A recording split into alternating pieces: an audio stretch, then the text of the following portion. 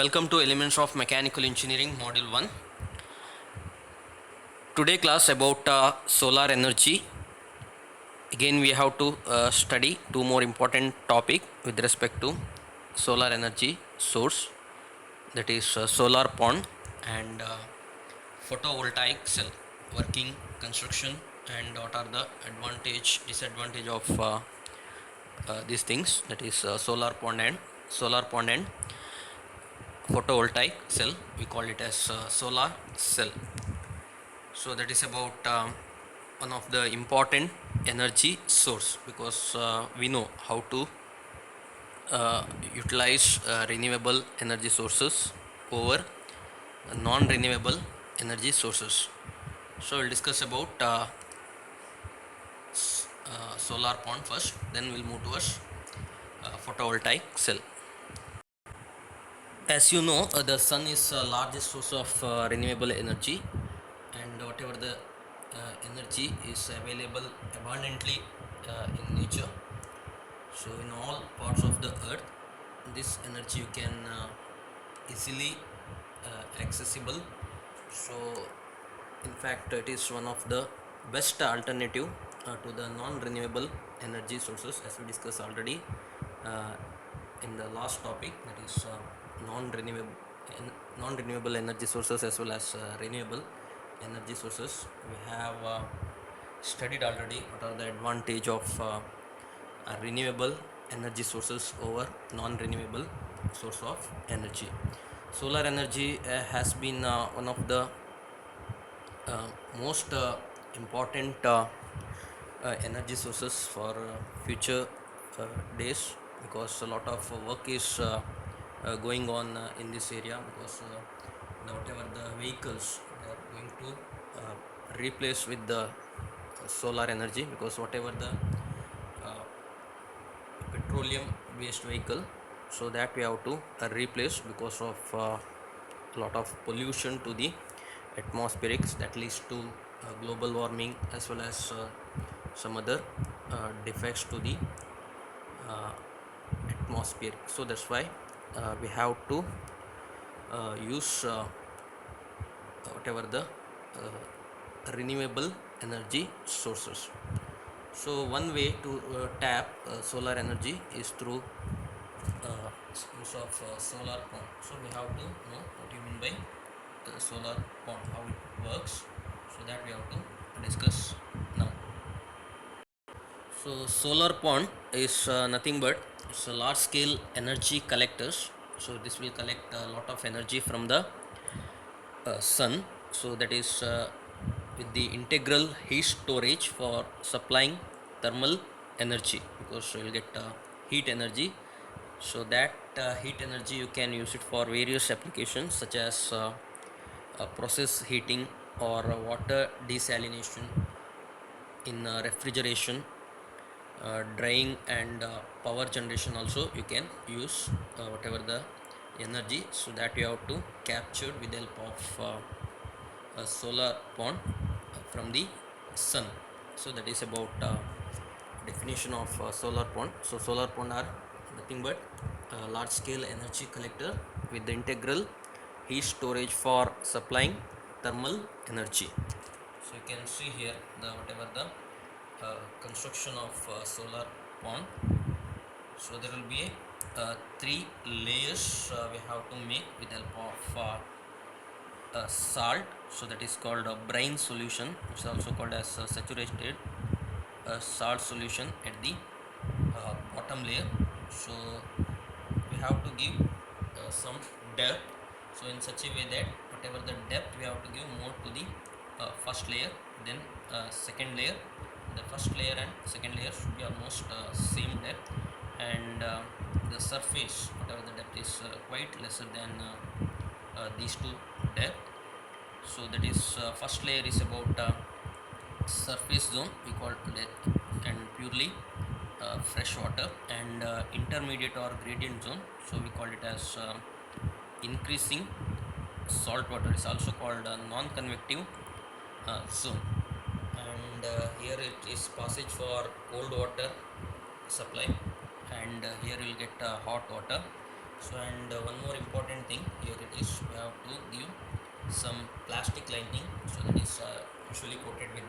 black color because it has to absorb more amount of energy, and this level is nothing but ground level. So below ground level we have to make this pond. So that pond is for collecting the heat from the sun. So that's why it is called solar pond. So here it is sun rays, so that will falls over this pond, and we have to extract heat. So that is one of the main objective of solar pond. So we'll see in detail how solar pond will works. The working principle behind this solar pond is very simple. You already know that water or air, when it is heated, it becomes lighter. So when it becomes lighter means it always move upward direction. So it means that it rise upward. So that is the main uh, theme of this solar pond. When air or liquid, when it is heated, they become lighter and it rise upward direction. So if you use ordinary pond, and what is the difference between ordinary pond and solar pond, that we'll discuss. If you use ordinary pond, so what will happen, the sun rays and heat the water. Once you heat the water, what will happen, the heated water from within the pond, so that rises and reaches the top. So when it reaches the top, because it's around to the atmospheric, so whatever the heat, so that will be lost to the atmosphere, because it will, there will be heat transfer takes place from the uh, higher temperature to lower temperature. So whatever the result is, that of pond water always remains at atmospheric temperature. So that is the uh, because there will be a convective mode of heat transfer from pond water to atmospheric. So that's why you will not get a lot of heat, because whatever the pond water remains at atmospheric temperature only. So in order to avoid that one, so we have to construct solar pond. So working is almost same, but with little changes in the working principle. The solar pond restricts this tendency by dissolving the salt in the bottom layer of the pond, so making it too heavy. So it will makes dense, so that whatever the heat, so that will move, it will not move upward direction. So whatever the heat, so that will uh, remain uh, at the bottom layer of the pond. So that is the main working theme of working principle of solar pond. The surface area, the surface area of the pond plays very important role, because that affects the amount of solar energy it can collect.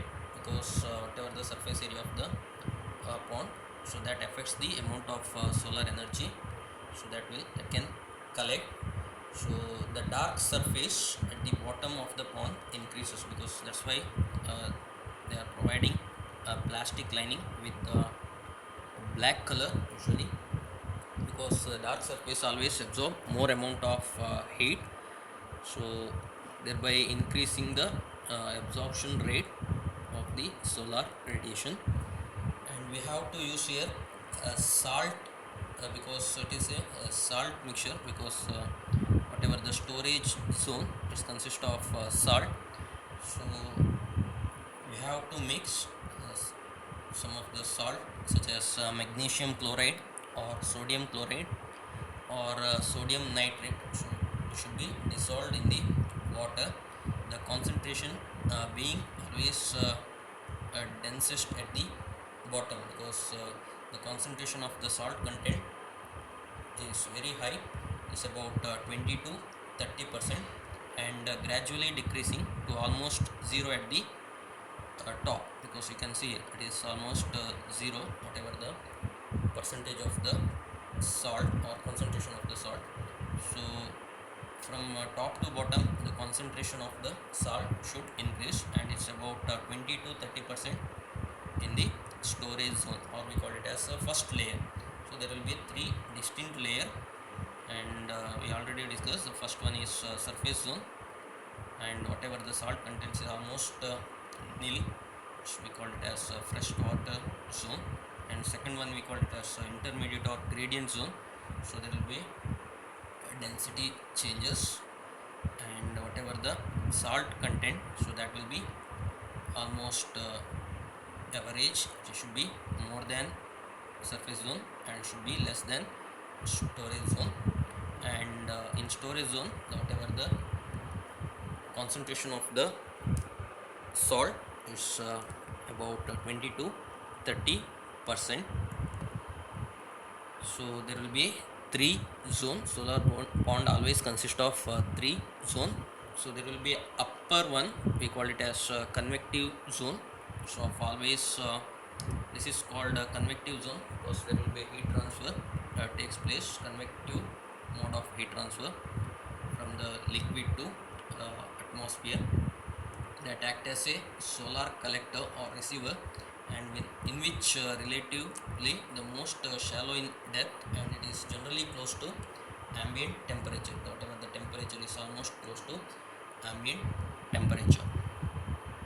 The second layer we call it as gradient or intermediate zone, so which serve as a non-convective zone. So there should not be any convective mode of heat transfer, so which is much thicker as compared with the surface zone. Or so you can see here the depth, whatever the height of this layer, this zone is more than first one, that is surface zone.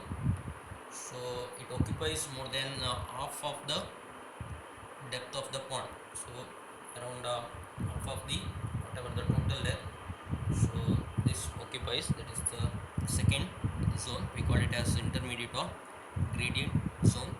The salt concentration and temperature always increases with depth, because here temperature is very high and here it is very here it is medium, and it is in the last region, that is in the surface zone, it is almost atmospheric temperature.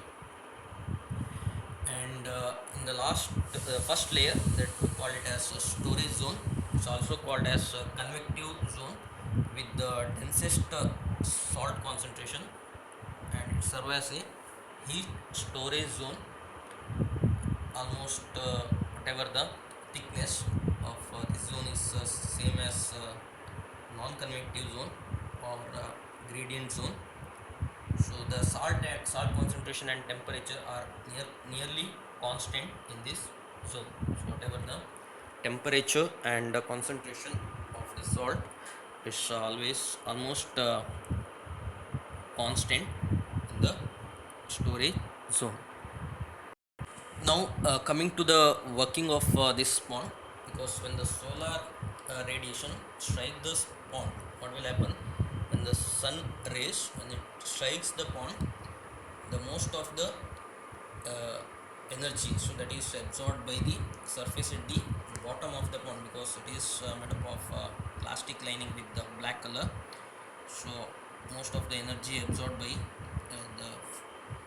this zone, that is surface at the bottom of the pond.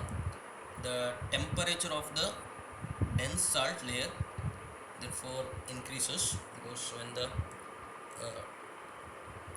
the sun rays strike here, because sun rays is always uh, nothing but solar energy, so that strikes means the temperature always increase. So because of the salt density difference keeps the layer of the solar pond always separate. So otherwise what will happen, that temperature uh, because of the density, the hot water that will always move towards the topmost region, but that will control here because of salt content. Salt density difference keeps the layer of the solar pond always separate. The denser salt water in this region at the bottom, so that prevents heat being transferred to the top layer of the fresh water, because whatever the heat, so that will not move towards the towards top top layer, so that will prevent.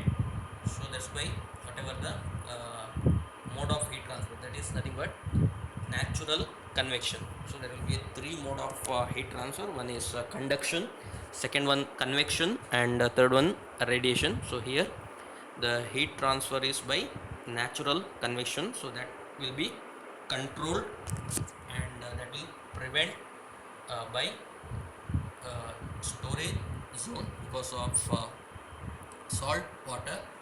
So due to which what will happen, the temperature of the lower layer may rise to about 95 degree Celsius. The temperature is very high. So, and if you supply cold water in here, so what will happen, the temperature of the water will increase, and the hot water will get from the outlet. So once you get the hot water, so that hot water can be used for different applications, for running the turbines, or maybe processing the food, or in case refrigeration also you can use, or for drying purpose. So in any application you can use. So that is nothing but heat energy. So thereby you can convert solar energy into thermal energy. When a large quantity of hot water is required, so then this kind of system you can use, that is solar pump, because of processing heat. So that is possible with the help of solar pond. So that may be required for textile processing or dairy industries. So or hot air may be required for drying agriculture produce, timber, fish, chemicals, space heating, or some other application. So that is mainly used in uh, processing process heat application. And one more important application is desalination. So drinking water is a chronic problem for many villages nowadays in India.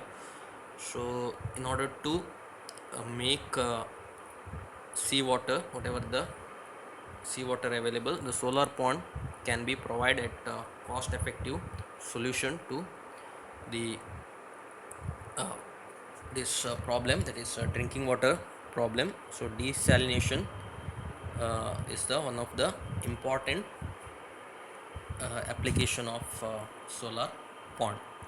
Now one more is refrigeration. So that also because the whatever the agriculture produce or some vaccines can be preserved for a long period of time. So that is with the help of also possible with the help of solar pond technology. Coming to the advantage, it has a low investment cost per installed collection area, and thermal storage, whatever the storage capacity is incorporated into the collector. So and it's of very low cost. So diffused radiation also we can use during cloudy days, that also possible with the help of solar pond. And very large surface can be built. This for a large scale energy generation is possible if you go for a large surface, very large surface. If you build, then you can produce large scale energy. So that also possible. So these are the some of the advantage of solar pond. Now coming to the one of the important uh, highlights of this solar pond. So it can be used effectively uh, in most of the replacement in the industry level, so that where you can use fossil fuel to generate the thermal energy, so that you can replace with the help of solar pond. You know what are the effect demerits of if you use fossil fuel to the surroundings. So with the help of solar pond, so can extract heat, so that is possible. Solar pond can be used for process heating, refrigeration, most of the application, water desalination, so many things you can use, and it will be the one of the future energy source. So these are the some of the importance of solar pond. So next we'll discuss about one more important topic, that is photovoltaic cell. So we call it as solar cell. So photovoltaic cell, we call it as solar cell. So one more name, it's also called PV cell. PV cell is nothing but photovoltaic cell. It's also called solar cell. This is one of the important topic under solar power. So it is nothing but one of the semiconductor device. You know what I mean by semiconductor? Semiconductor means whatever the conductivity that is lies between conductor and insulator, so that is nothing but semiconductor. So photovoltaic cell, it's made up of semiconductor, so that converts always light into electric energy. So that is the main working principle behind solar cell. So it always converts whatever the uh, energy uh, that is in the form of light energy, so that will convert into electric energy. So electrical energy is nothing but electricity, so that can be used for any application. So the whatever the voltage, electrical energy is nothing but EMF or voltage that induces by this whatever the cell, we call it as photovoltaic cell. So that depends on whatever it is the intensity of the light, so that is incident on the photovoltaic cell. So based on the intensity of the light, so you'll get voltage. So voltage is nothing but electric energy. So this device always works on the principle of photovoltaic effect. So what do you mean by photovoltaic effect? You should know. So photovoltaic effect is nothing but the generation of the voltage across the PN junction in a semiconductor due to the absorption of light radiation. So we call it as photovoltaic effect. So I will repeat once again. The photovoltaic effect is nothing but generation of the voltage. So voltage will generate across this junction in a semiconductor. There will be two junction. One is positive junction, another one is negative junction. So in a semiconductor, because of absorption of light radiation, so is called photovoltaic effect. The device which based on this effect, we call it as photovoltaic device. So we commonly call it as photovoltaic cell. The device based on this photovoltaic effect, we call it as photovoltaic device. You can see here there will be two semiconductor. One is called p-type semiconductor, another one is called n-type semiconductor. So if two differently contaminated semiconductor layer are combined, so then you will get one junction. So that junction is called PN junction. So that is nothing but a boundary of two layers. There will be two layers. The upper layer we call it as n-type silicon, and the lower layer we call it as p-type silicon. So here we use silicon as a semiconductor by with the help of doping. So doping is nothing but we have to add some impurity in order to enhance the property of that semiconductor. So by doping trivalent element, so you know which are the trivalent element. So we get p-type semiconductor. If you dope trivalent element, so always there will be a excess amount of hole, and if you dope pentavalent element, so we get n-type semiconductor. So n-type semiconductor is nothing but excess amount of electron. So you know almost all the physics about uh, uh, vacancy vacancies, that is whatever the uh, energy level. So what will happen, so there will be a carriers such as electrons, it is something but hole carriers, as well as electron carriers. So p type semiconductor is nothing but excess of amount of hole, and n type semiconductor is nothing but with the excess amount of electron. So there will be a junction, that junction we call it as pn junction. You can see here the junction between the two layer. You know already the whatever the electromagnetic radiation from the sunlight, so it always consists of small energy packets. So that is nothing but photon. So photon is nothing but energy particles. So when photons are incident on semiconductor material, then the electron becomes energized and starts emitting. So emission of the electron takes place. The energized electron, so we call it as photo electron. So and whatever the phenomena of emission electron is known as photoelectric effect. So the working of photovoltaic cell always depend on photoelectric effect. It's nothing but energizing the electron with the help of photon. So photon is nothing but energy package. So that is in the electromagnetic radiation. So always made up of small energy packets. That is nothing but photon. Coming to the construction of the photovoltaic cell, it's always made up of semiconductor material. So commonly used semiconductor materials are arsenide, indium, cadmium, silicon, and gallium. So are some of the semiconductor material. But here commonly used semiconductor material is silicon because of its efficiency, and most frequently used semiconductor for making the photovoltaic cell.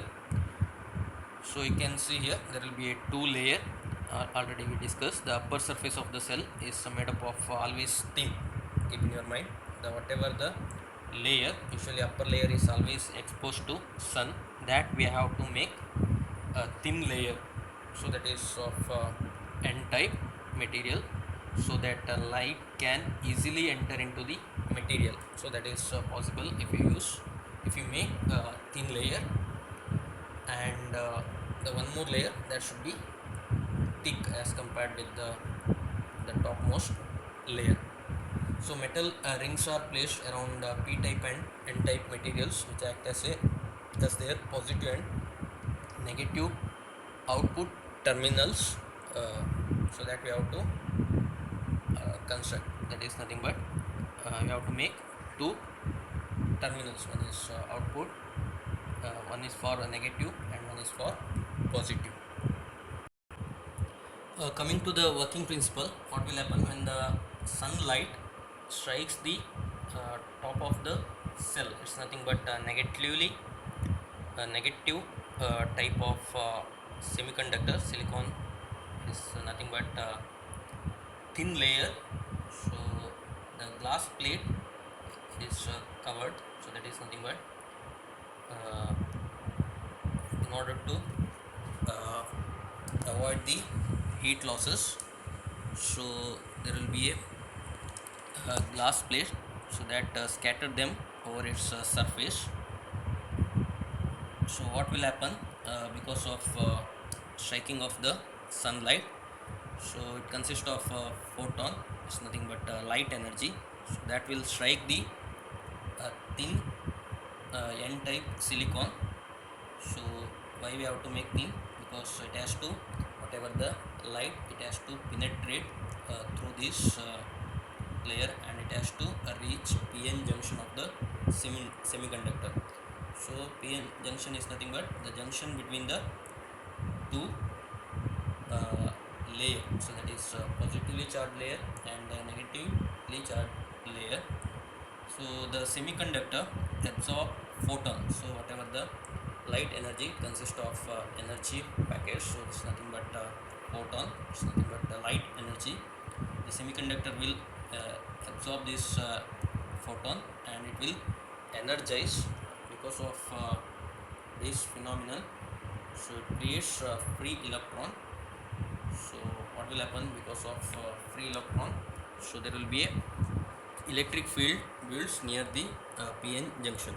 So this electric field, because of electric field, the whatever the electricity will generate, you make the complete circuit. That is you can see here N type is connected to the negative terminal of the circuit. Similarly, P type silicon is connected to the positive terminal of the circuit. So because of the potential difference between these two layer, so that induces current, or we call it as voltage. So whatever the voltage, that will be very small amount. So that's why the photovoltaic cell can be used for generating the small amount of current. Now how to make it for more power or more uh, amount of electricity. So we have to make connection. So that is nothing but module, or we call it as panel.